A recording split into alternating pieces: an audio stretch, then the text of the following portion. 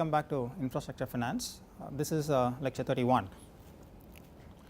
We will continue our discussion on risk management like what we have done in the couple of lectures in the recent past, and by and large we have been looking at various risks related to various risks what we call as project specific risk, and we will continue some of the other aspects of risk which we will classify as project specific risk in this lecture as well. And before we actually do that, let us spend some time to discuss the thought questions that we had in the previous lecture. And if you look at it, we had two questions at the end of the previous lecture. Question number 1 was, we have discussed different types of offtake contracts. Can you think of illustrative projects where each of them would be appropriate? So, essentially we considered offtake contracts as a way of mitigating revenue risk, that is we would try and reduce the uncertainty in the project revenues. And there are different types of offtake contracts that we have seen. In fact, to recap, we looked at the following types of offtake contract. So, we talked about take or pay contract, we talked about a take and pay contract, that is a long term sales contract, then we had a hedging contract, then there was a contract for differences, and then there was the throughput contract. In fact, if you look at it, we probably did not spend as much time as possible in each of these contracts in the previous lecture. So, today we will also use the opportunity to spend some more time discussing the salient features of each of these contracts.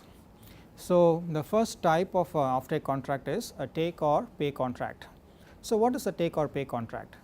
Take or pay contract is the one where the purchaser will have to pay the project company whether he actually offtakes the product or not. So, let us consider, for example, there is a power generating company. The power generating company signs a contract, signs a take or pay contract with, let us say, a power purchaser, and a power purchaser will have to compensate, will have to pay the project company irrespective of the fact that whether the power plant is generating power or not. So, the logic behind this take or pay contract is that the project company makes the investment on the basis of the demand, on the basis of an agreement that the power purchaser has executed, and if the power purchaser is not able to purchase the power, then the investment that the project company has made is going to be affected. So, therefore, the project company has to be compensated for the power that has not been purchased. So, this is your take or pay contract. So, where do you normally find this take or pay contracts? In projects such as BOT, BOOT or BOO, any of these project types we may actually have a take or pay contract, but the crux is that we see this take or pay contract only when there is a product that is being produced. So, sometimes infrastructure involves delivering a service, but you find a take or pay contract only when you have a product being produced. So, a classic case is power generation. In a power generation, we have what is called as a power purchase agreement, and a power purchase agreement is a very classical case of a take or pay contract. In a power purchase agreement, it is clearly mentioned that if the power purchaser is not able to purchase a certain amount of power for which the plant has been constructed, then he will have to pay at least for certain base level of plant capacity.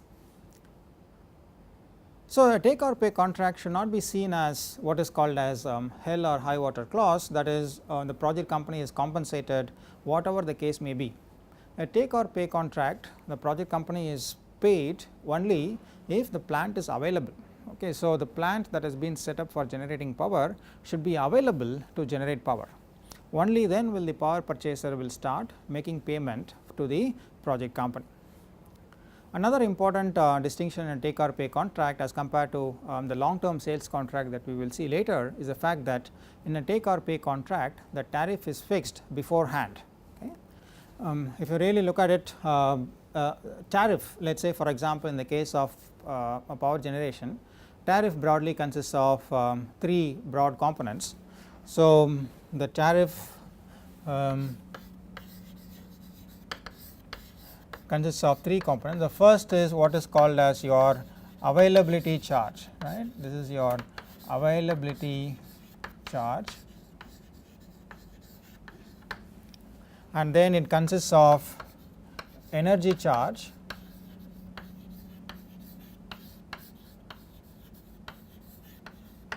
and then it consists of other charges.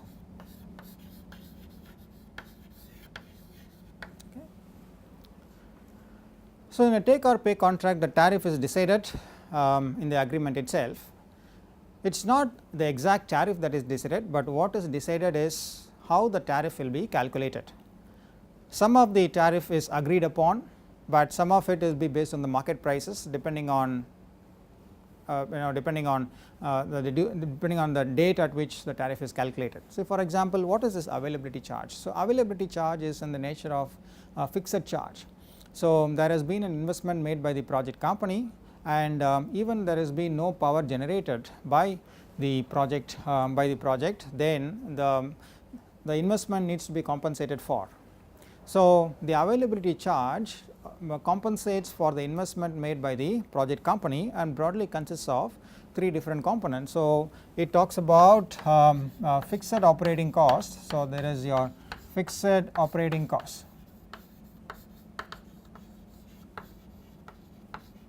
So, irrespective of whether the plant is in operation or not, the project company will have to pay salaries, will have to undertake maintenance, so that the project is in running condition, and so on and so forth. So, there are some fixed operating costs that needs to be incurred.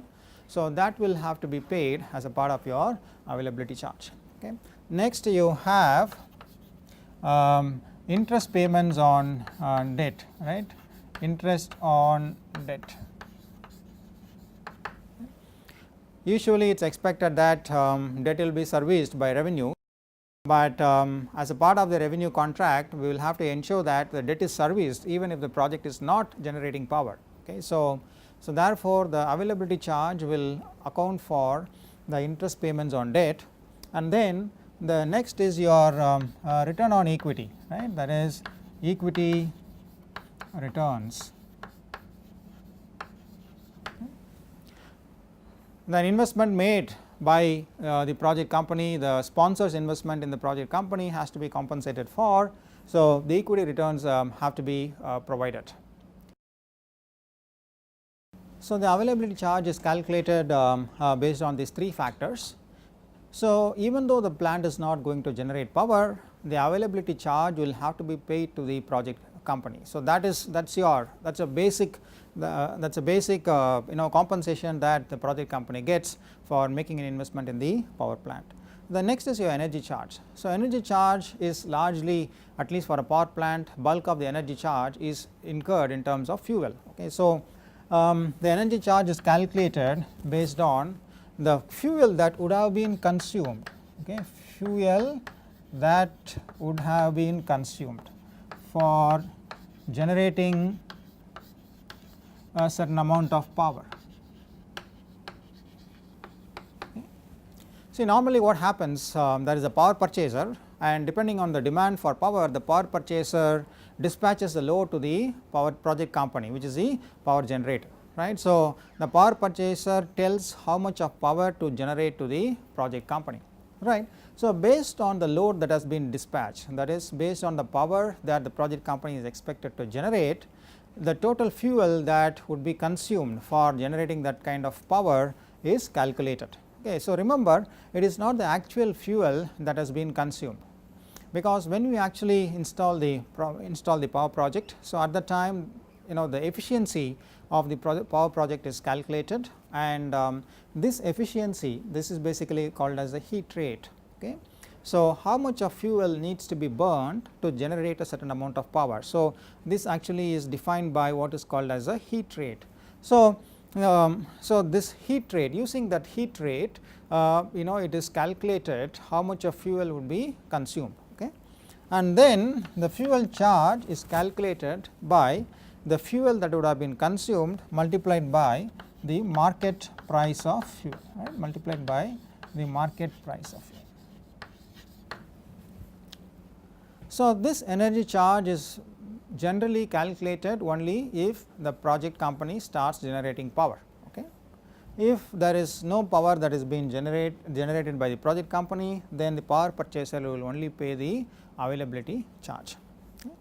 But there are exceptions, of course. For example, if the project company has signed a fuel supply agreement with a fuel supplier that necessitates a minimum purchase of certain quantity of fuel, then there would be instances where even though the power is not being generated, part of the energy charges will have to be paid by the power purchaser, because of the fact that the project company has a fuel supply agreement which states that there is a specific amount of fuel which will be purchased by the project company. And there are other charges as well. For example, there is something called as a startup charge in a power plant.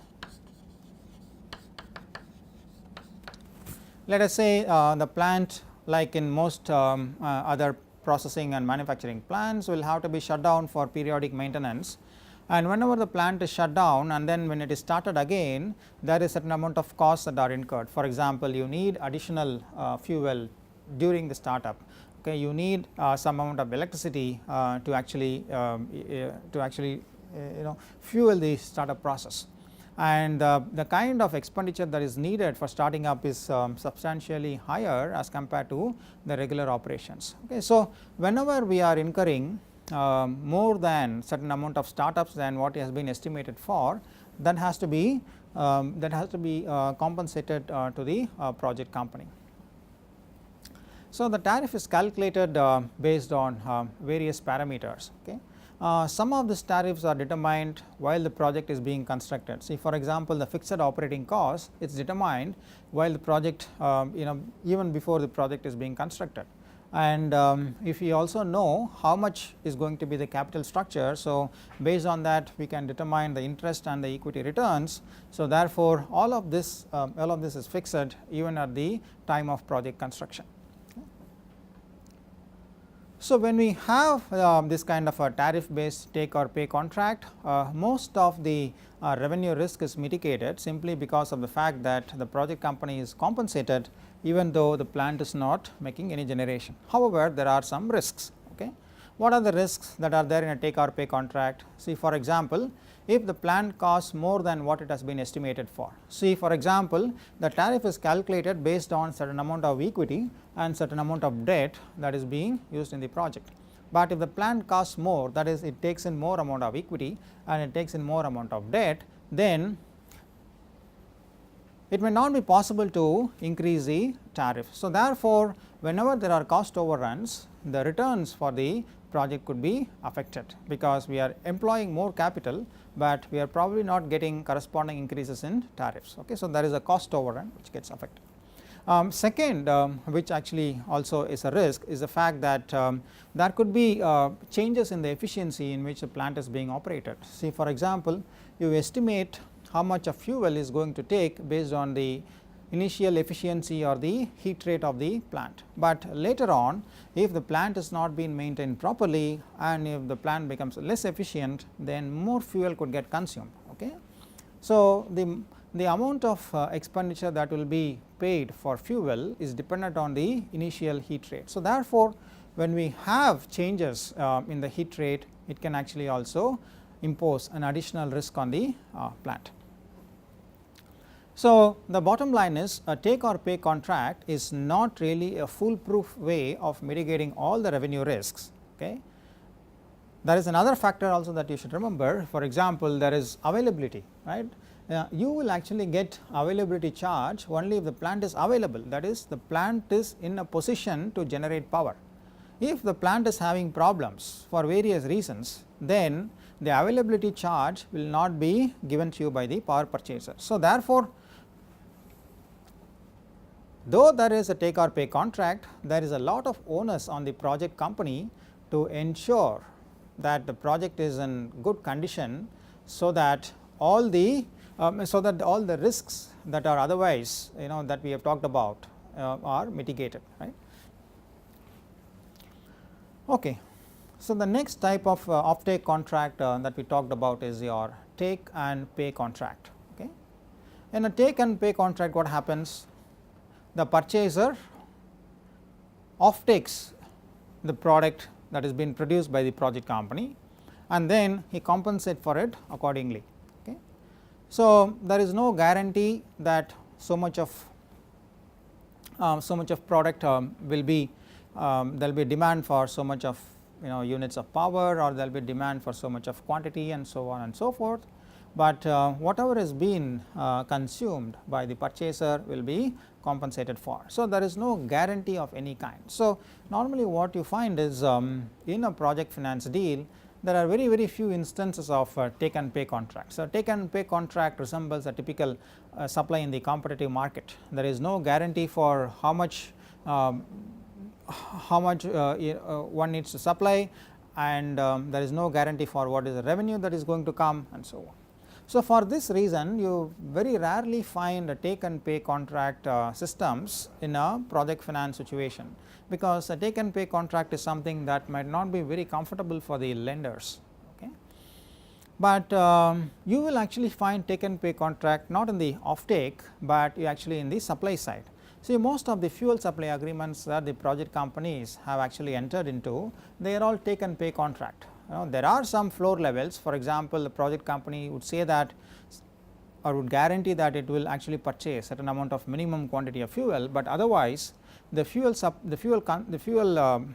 price is actually paid on how much fuel has been actually consumed. So, in essence it is a take and then pay contract. Then you have what is called as your long term sales contract. So, long term sales contract is very similar to the take or pay contract, except for the fact that in a long term sales contract the tariff is not pre-decided and the tariff is based on some suitable market index.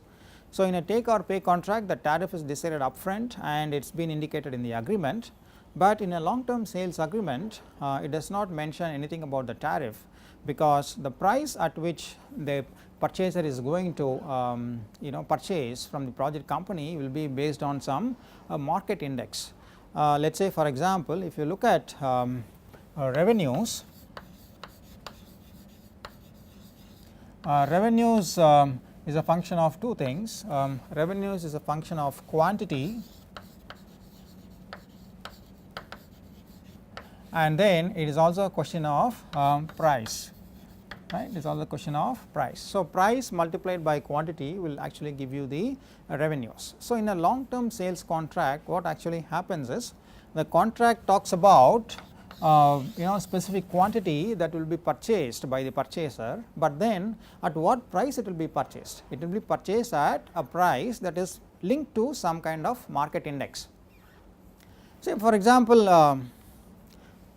there are several cases. Let us say for example, in the case of petrochemical or in the case of some minerals and so on, there is a market price that can be easily determined, but what is the objective of having a long term sales contract? The objective of long term sales contract is not to really hedge the price, but the objective is to provide a market access. So, if there is a purchaser who is willing to actually purchase the outputs from the project company, then the project company essentially has access to markets, but at the same time the purchaser is not willing to take the purchase risk, because there is a market that is available, and then therefore if it deviates from the market price, then it is going to be very difficult in the case of volatile price movements on both ends of the segment. So, it is most important, the advantage of a long term sales contract is it actually provides market access, and given the fact that there is a ready made market that is available, the price risk is not really a very major concern. So, where do you actually see this being used? You actually see this being used in projects that involves mining, that involves minerals such as petrochemicals and so on. Okay. The next type of contract that we talked about is a hedging contract. Okay. So, in a hedging contract, the project company as well as the purchaser is compensated for very wide price movements. Let us say for example, there is let us say a trader who actually is a purchaser, and then there is a project company, right.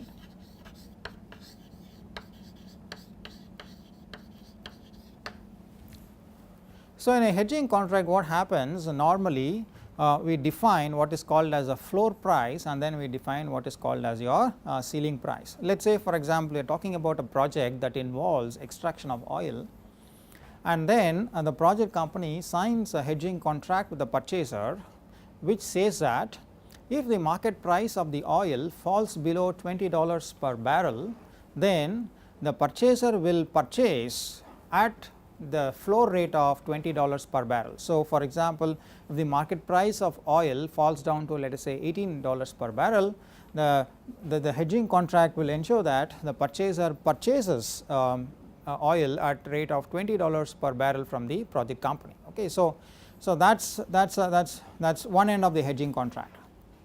Let us say for example, if the oil price increases to $30 per barrel, then the hedging contract will indicate that the purchaser will have the right to purchase from the project company oil at the rate of $25 per barrel. So, what you have is you actually have a ceiling of 25 and you actually have a floor of 20, right.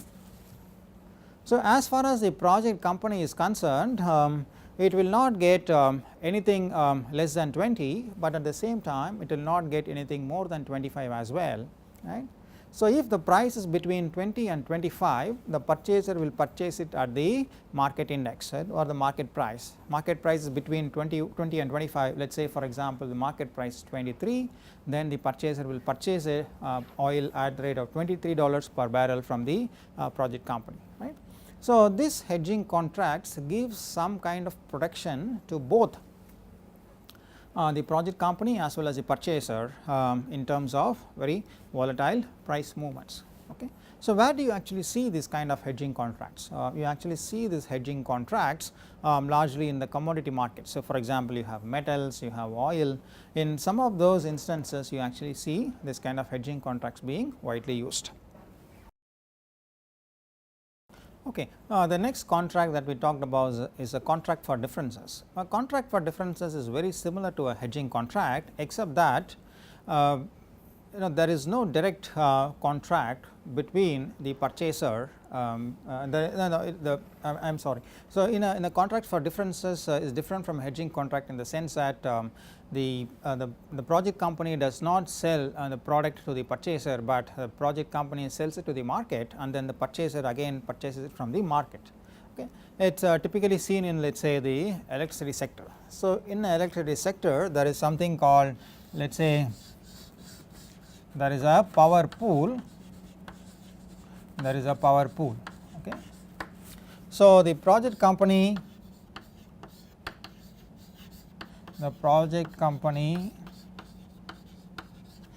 supplies the power that is generated to the power pool and in turn gets a price for the power from the power pool. Okay. On the other hand, you also have the purchaser. So, the purchaser purchases power from the power pool and then for the power that he has consumed or purchased, he pays the power pool. Okay. So, the power pool acts some kind of an intermediary between the project company and the purchaser. So, in both the instances, the project company and the purchaser, the price that they pay or the price that they get depends on the pool price. So, if the pool price fluctuates widely, if the pool price let us say for example falls below a certain level, then it might not be economical for the project companies to start generating power, because any power that he actually purchases he sells it at the lower price might actually incur a loss. Similarly, if the pool price goes beyond a certain level, then the purchaser will find it very difficult, because it may actually affect the profitability of his operations. So, to hedge the price fluctuations, there is a contract signed between the project company and the purchaser. So, this is called as your contracts for difference. It is called as your CFT, right, called as your CFT. This is a contract between the purchaser and the project company, which indicates that if the pool price of the power falls below a certain level, then the purchaser will compensate the project company at an agreed upon level, and similarly if the pool price goes above a certain level, then the project company will compensate for the increased price to the purchaser. So, it is essentially is a contracts for differences, okay. That is a difference between the agreed upon price and the pool price, okay, the difference between the agreed upon price and the pool price. If the pool price is more beyond a certain level, then the project company compensates to the purchaser. If the pool price is lower than the agreed upon price, then the purchaser compensates the project company. The difference is being compensated by either the purchaser or the project company. So, this is your contracts for differences. Now, where do you actually see this being used? You actually see this being used largely in the electricity sector.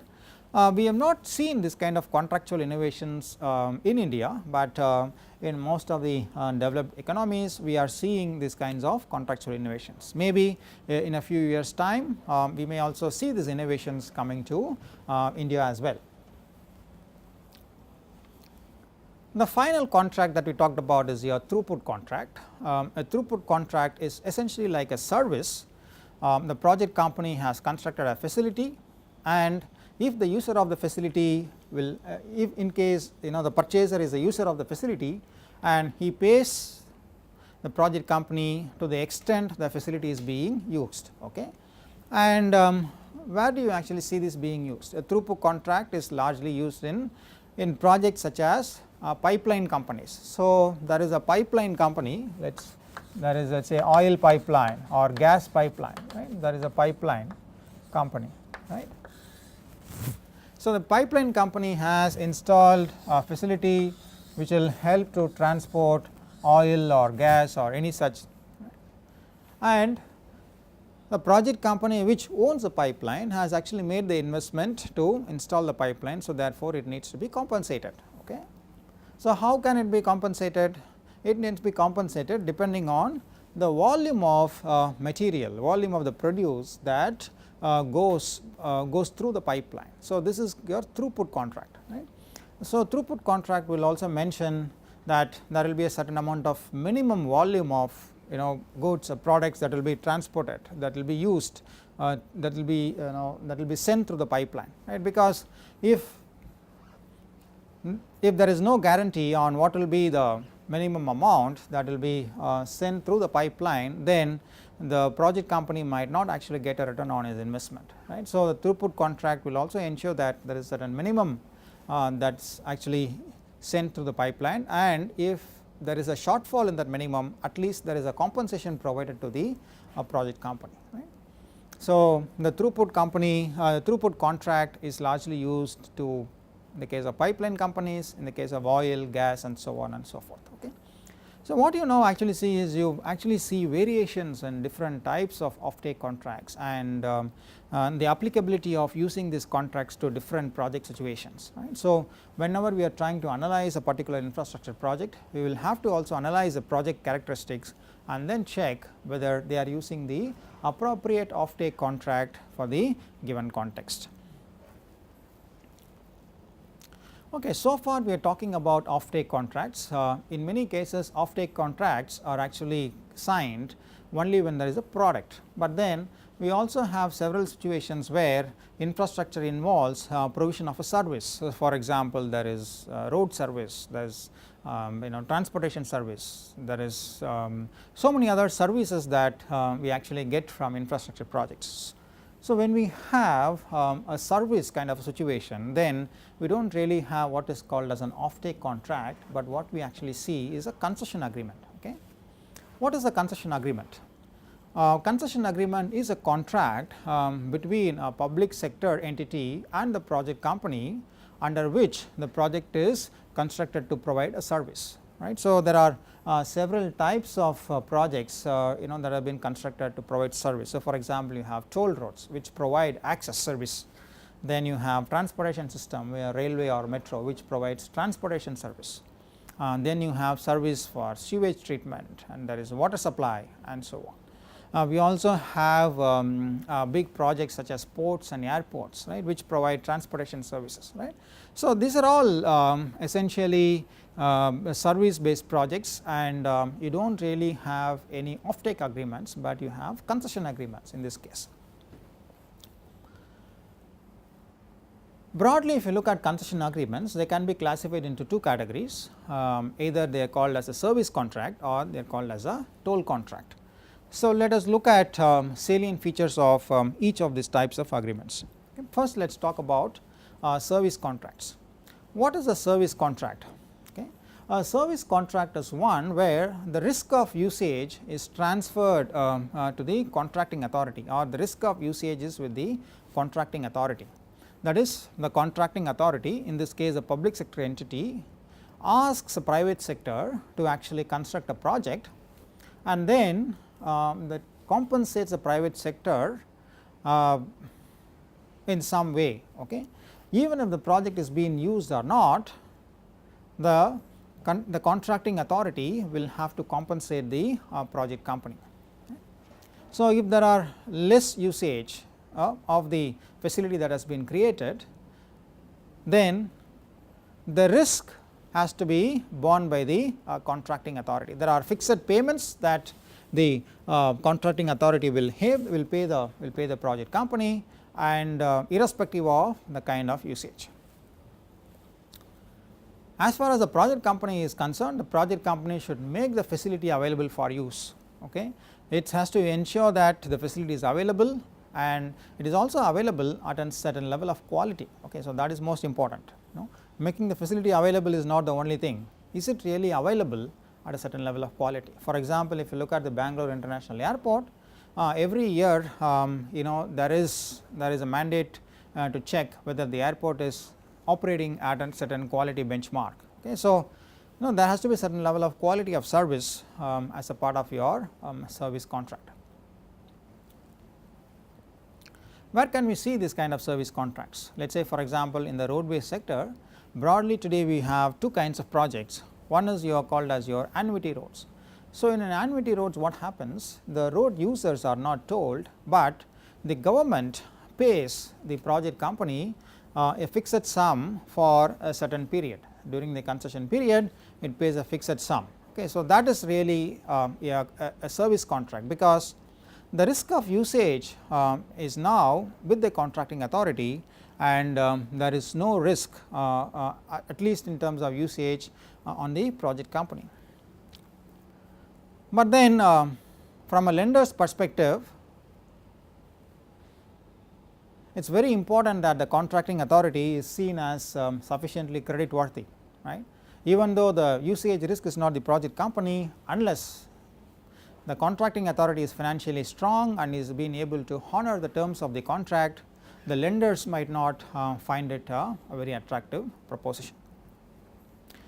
So, the next type of concession agreement is called as your toll contract. Okay. So, in this kind of a concession agreement, the project company has the right to collect fares from the general public. See, for example, in a toll road, what happens? If I actually travel in the road, I have to pay a toll, right, and I have to pay a toll to the project company. So, the project company has a right to collect tolls from the people who are using the project. Okay. So, such kinds of concession agreements are called as a toll contract. So, a major difference between a service contract and a toll contract is that the risk of usage is on the project company. So, if there are less number of people who are using the road, then the revenues that are going to be collected is also going to be lesser. So, it is up to the project company to manage the usage risk. To encourage investment by project companies so that they can assume the risk of usage, there are several features that we actually see in a toll contract. Okay. For example, the contracting authority makes available land and other right of way required for the concession. See, for example, if the road has to be constructed, land has to be made available for the project company. The project company might find it very difficult to go and acquire land on its own because of various litigations and so on. But a public sector authority can actually acquire land for the project lot more easily as compared to a private project company. So, the contracting authority will have to ensure that the land is available, and then for example, let us say the road will have to be constructed and there is a crossing over a railway line. So, the right of way to build, let us say an overbridge or an underpass under the railway line, again will have to be obtained by the contracting authority. So, the contracting authority ensures that there is enough what is it called as features in the contracting agreement, so that the project company can construct the facility without much of a problem.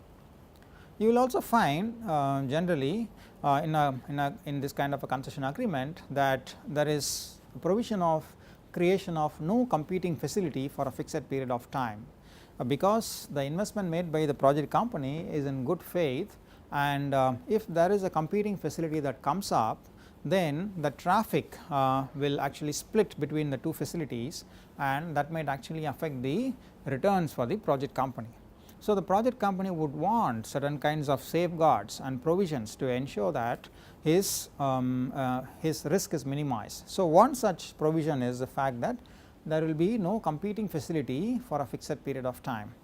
Let us say for example, in the case of the Bangalore International Airport, the concession agreement clearly specifies that there will be no competing airport constructed around certain amount of distance from the Bangalore International Airport for a certain period of time. So, this ensures that the Bangalore International Airport remains the only facility, and there is no diversion of users of the airport during the let us say during the concession period. Whenever there are also some other features in the toll contract, let us say for example, the toll, when you actually construct the road, you have a certain estimate of traffic, but because of various other developments, let us say after the road has been constructed, there has been a sudden increase in traffic, and the project company has been able to recover the returns on its investment much quicker as what was initially estimated. So, whenever the project company has been able to get its returns much faster, then the concession agreement can be terminated, right, because at the initial period the expected returns, the concession agreement and the duration of the concession agreement factors in the expected returns on the equity made by the sponsor. If the equity returns has been reached, then the concession agreement has been terminated, so that the public need not continue to pay tolls for using the facility. By the same token, if there is a reduction, if there is a shortfall in the traffic, if there is a shortfall in the usage of the road project, there is also something called as a fare box guarantee. That is, in the case of inadequate usage of the project, then the public authority ensures that there is a certain level of minimum tolls that will be actually provided to the project company. So, this is called as your fare box guarantee. So, the fare box guarantee could be in terms of actual compensation, or it could be in terms of what is called a viability gap funding, which providing some kind of assistance or subsidies or grants to the project company, so that the investment by the project company is lesser, so that the returns then can be met from the traffic flows, from the lower traffic flows of the project. So, when you talk about a tolling contract, broadly there could be two types of tolls. One is the real tolls. Real tolls is the one where the user actually pays a toll, and then you have something called as the shadow tolls. In a shadow toll, the tolls are not paid by the user, but then the tolls are paid by the contracting authority depending on the usage. Let us say for example, there are several cases where it may not be feasible to collect tolls. Let us say if it is a very busy highway, if we actually stop the traffic to collect tolls, then it can actually lead to a lot of traffic build up. Okay, so, it might not be feasible. Second is, if the actually road is in a kind of a network, and it might be very difficult to actually find out how much toll should be used for using a part of the network. So, that could be a second problem. The third problem could be to kind of reluctance on the part of the users to actually pay the tolls. If you actually levy tolls on a particular kind of stretch, then there could be a diversion of traffic, and that diversion might not be very desirable. For example, they may actually adopt certain routes which may not be equipped to take that kind of heavy traffic. And fourth is the government, in case do not want to impose a burden of toll on the road users for various other reasons. So, in all those cases, we have what is called as the shadow tolls. That is, the toll, the usage is being monitored, and based on the usage, instead of the users paying the tolls, the contracting authority pays the tolls to the project company. So, this is your shadow tolls concept. So, these are the broad contracts that we actually see in case of mitigating your revenues or offtake. There are a couple of other risks also that we have seen in the under the category of project specific risk. A major risk factor is environmental risk. Okay. So, we again try and discuss this under the three broad questions. How does it affect the project, and when does it affect the project, and how is it mitigated, right? If we really look at it, environmental risk affects the project in several ways. For example, if environmental risk is not addressed properly, then it can lead to delays, right. It can lead to delays in getting clearances and approvals for operating the project. And second, if you are not able to comply with environmental norms on a continuous basis, then the government can even shut down the operations of the plant, right. So, it affects the project in several ways, and mainly it affects the project in terms of impacting the project revenues because of closure. It also affects the project in a different way. For example, because of changes in the environmental law or regulations or various other resources, there is a need for additional investment, let us say, for the project, right. For example, if the emission norms require certain amount of minimum, certain amount of specifies a maximum amount of pollutants in the emissions, then if the emission levels become a lot more stricter, then the project company will have to make additional investments to comply with the new emission norms. So, in that case, there is a need for additional investment, and it increases the project cost. So, it affects both the top line and it affects the bottom line as well. It affects the revenues and it also affects the cost. When does it affect the project? Does it affect the project during the construction phase, or does it affect the project during the operation phase? So, it affects the project in both the construction as well as the operation phase. Okay. In the construction phase, the project has to be seen that it addresses all the environmental risk in a very sound way, and in the operation phase, the project will have to ensure that it meets and complies with all the environmental rules, regulations and emission control norms. How is it mitigated? So, let us try and look at some of the ways in which the risk is mitigated. See, for example, environmental effects of a project might actually cause a delay in a project development or necessitate a very costly redesign. So, this is fundamentally the impact of environmental risk. While the project company might have obtained all the necessary permits to construct and operate the project, right. So, there might have been a power purchase agreement, there might be a project agreement and all of that. Even if all these agreements are in place, if the clearance with respect to environment is not obtained, then the project is at the risk. The project will not be in a position to operate.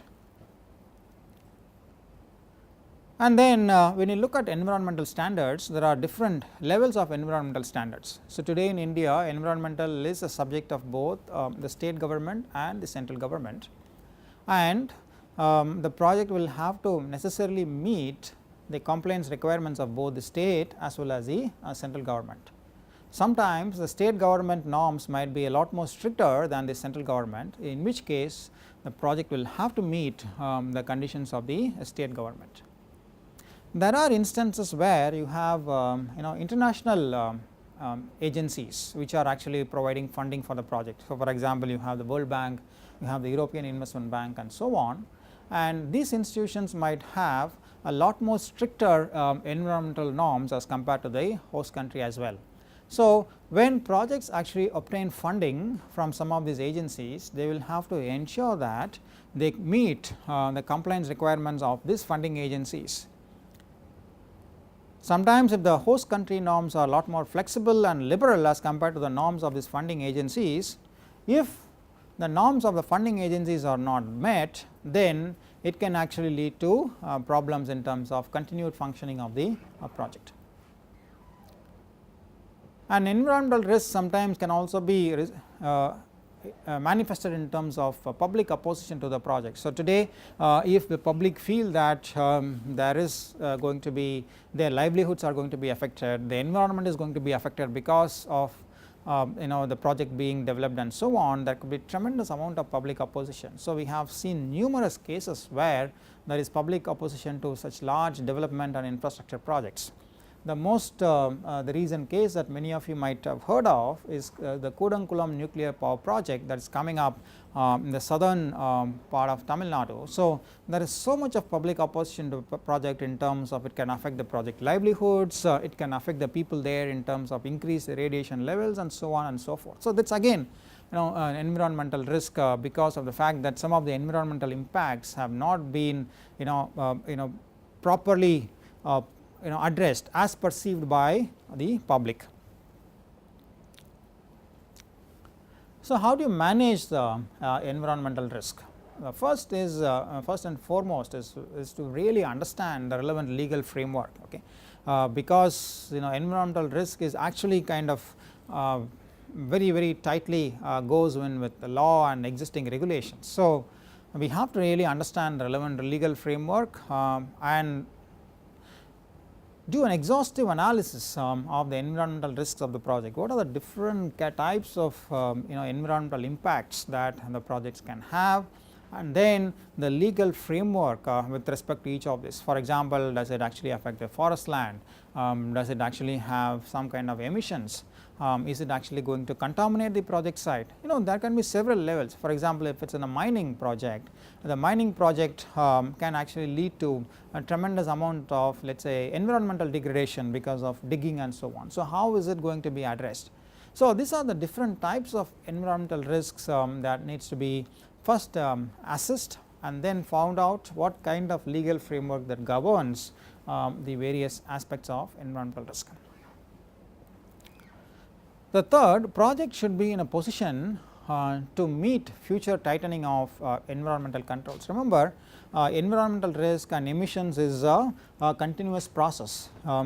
As time goes by, the emission norms become tighter and tighter. So, a project should always be in a position to meet the relevant norms at any time in the future. Even if the emission norms become a lot more tighter, the project should be in a position to meet. If there is any additional investment that is needed, then the project should be flexible enough to meet this additional investment. And fourth, since it is not a one time exercise, right, it is a continuous exercise, the operations of the project needs to be monitored on an ongoing basis. Even if the project enters the operation phase, is it continuously complying with the various environmental norms and regulations? So, that needs to be monitored very carefully. And finally, all the licensing and permit issues should be met at the outset of the project. Okay? Is the design appropriate to meet the environmental rules and regulations? Will it comply with any changes in the future? Right. So, in many cases the project design itself will have to address some of these environmental risk factors, right. And unless like we have other types of project risks like construction and so on, you cannot actually sign a contract to mitigate environmental risk. Okay. You cannot sign a single contract to mitigate environmental risk. It actually is a process, and the addressing environmental risk is interwoven into several other aspects of the project. It is interwoven with rehabilitation and resettlement, it is interwoven with the project design, it is interwoven with the construction, right. It is interwoven with the kind of equipment that is going to be used, because sometimes the emission levels can be dependent on the equipment that is being used and so on, right. So, there is various ways in which we have to see how the environmental risk can be addressed. Okay, so before we end this lecture, let us look at the thought questions.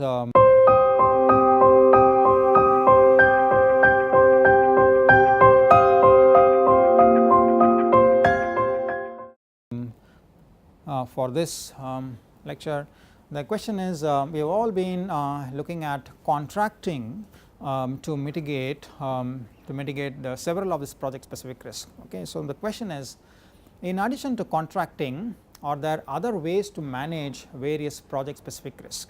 Okay, and can you think of some examples that we can use to address some of this project specific risk? So, think about it, and then we will discuss it in the next lecture.